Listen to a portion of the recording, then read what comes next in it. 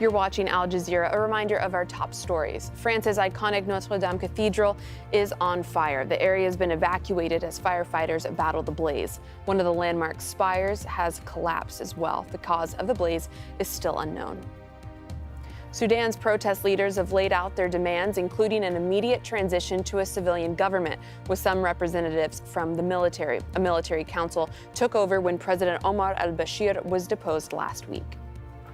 24 former high-ranking European politicians are urging EU nationals to reject any Middle East peace plan unveiled by the White House that's unfair to Palestinians. They say such a plan could fatally damage chances of a durable peace. Nearly 150 people have been killed in the battle for Libya's capital, Tripoli. That's according to the World Health Organization. More than 18,000 others have been displaced in fighting between forces loyal to warlord Khalifa Haftar and those who support the UN-backed government. Funerals have been held for the 7 children killed in Afghanistan when a mortar they were playing with exploded. 10 others were wounded in the blast in eastern Laghman province. Charlotte Bellis reports on how children are the most vulnerable to unexploded munitions scattered across the country during nearly 2 decades of war. In the small village of Lankido in eastern Afghanistan, hundreds of men gather to pray for 17 young boys. Their procession through the cemetery is because of a single mortar. As the sun set on Sunday, their boys found it and played with it. It exploded. This community is on the front lines of the war in an area held by the Taliban. Its elders say fighting has peaked in the last year. Al Jazeera couldn't enter, so one of the mourners filmed for us, recording on his phone as his friends grappled with losing their sons. 10 boys were wounded in the blast. Most were brought here to Laghman Hospital. They tell us how they were all at a stream, fishing, when they found the mortar. It was 30 meters from an army base. We threw the mortar in the potato field. The other boys came and threw it in the stream. We were there because we wanted to catch fish. Some children put the mortar in a potato field. Then in the evening other boys came and they wanted to buy the rocket as scrap metal. They were fetching it and we ran away, and then they threw it in the stream and it exploded. These boys avoided serious injuries and amputation, saved by their distance to the explosion. Last year, nearly 1,500 civilians were either killed or hurt by landmines and unexploded munitions. That number has tripled since 2012, and it's children who are hurt the most. Of those killed by unexploded bombs or rockets, 80% are children who think they are playing with a toy. And this is the result: parents mourning their children. The UN started a mine clearing program 30 years ago, and in that time has removed 18 million unexploded munitions. For the boys of Lankido, it took just 1 to end 7 young lives. Charlotte Bellis, Al Jazeera, Kabul. 25 former high-ranking European politicians have signed an open letter urging EU nations to reject any Middle East peace plan unveiled by the White House. That's what they say unfair to Palestinians. The U.S. is preparing to announce what it calls the deal of the century. Those who signed the letter say it's a critical moment in the Middle East and Europe. They accuse the White House of departing from long-standing U.S. policy and established international law by recognizing only one of sides to claim to Jerusalem. They say the U.S. has demonstrated, quote, a disturbing indifference to Israeli settlement expansion. The letter goes on, urging European nations to back a plan requiring the creation of a Palestinian state alongside Israel, with East Jerusalem as its capital. They say an unfair plan could fatally damage the cause of a durable peace for Palestinians and Israelis alike. The Secretary General of the Palestinian Liberation Organization says Europe needs to act to implement existing UN resolutions. The European Union needs to recognize the state of Palestine with East Jerusalem as its capital on the 1967 lines, and they need to implement seriously Resolution 2334 of the Security Council 2016 that separated between Israel and the settlements. Dealing with settlements in any way, the colonial settlements in the occupied state of Palestine, is totally illegal and against international law. That's what's required from Europe now. Earlier, we spoke to Sweden's former Prime Minister Carl Bildt, one of the signatories of the letter. He said a two-state solution is the only viable way forward. What kind of solution do they have? A permanent occupation would be to the detriment of the instrument of Israel. A one-nation solution with rights for everyone is clearly unacceptable to a lot of them. An apartheid state would be unacceptable to the outside world. There are difficulties with the two-state solution, particularly in view of what's been happening with settlement policy and all of that. But if you look at the alternatives, I think you find that this is the only avenue that can bring both peace durable to Israel and recognition by the rest of the Arab world, and justice, fairness, and peace to the Palestinian people. There's no other way. The Trump administration wakes up to the realities of what is achievable when it comes to peace in the Middle East. They would eventually find that the solution along the lines that has been indicated by the European Union for a long time is the only viable solution that has any possibility of real success. Well, we've got some unusual weather here in Qatar for April. Our meteorologist Rob joins me live via Skype. Rob, there's been snow in April. Tell me more about this crazy weather pattern. Yeah, it's been mad, hasn't it? Normally at this time of year, of course, early to mid-April, you expect it to be warming up a little bit. The glory days of the nice, cool winters when we can actually have a life and go out and enjoy ourselves are typically starting to turn more into the warm, This looks cool. warning signs that summer is on the way, when we can start to look forward to the 50 degrees centigrade and high humidity.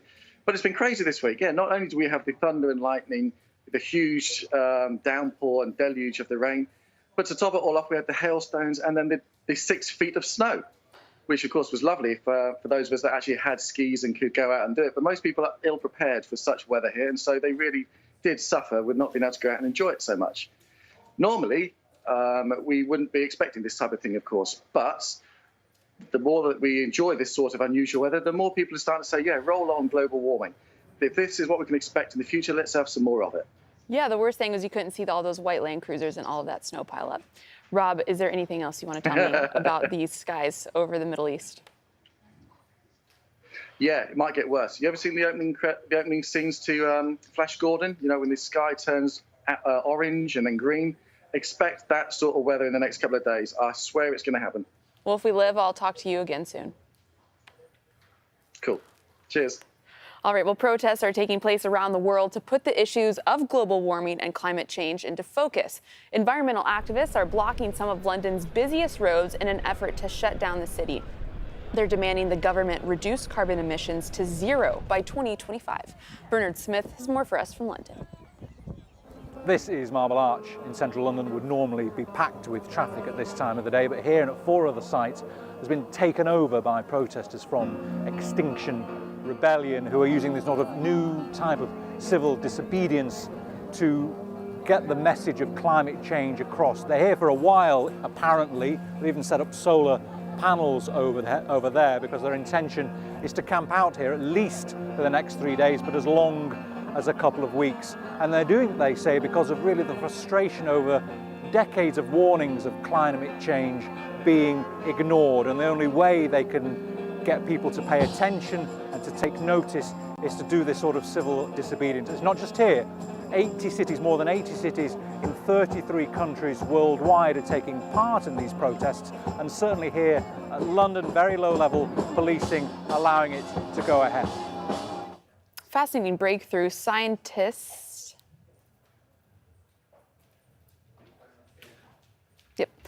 in Israel say they've made a major medical breakthrough, revealing the world's first 3D printed heart. It's small, only about the size of a rabbit heart, but made with human tissue and blood vessels. Researchers hope to produce organs suitable for humans in the future, though they say it's a long way off yet. They still have to teach the printed heart to behave like a real one.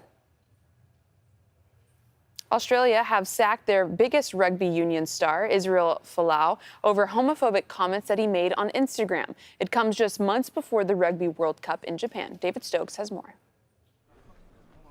Israel Folau is the highest profile and highest paid player in Australian rugby union. At least he was.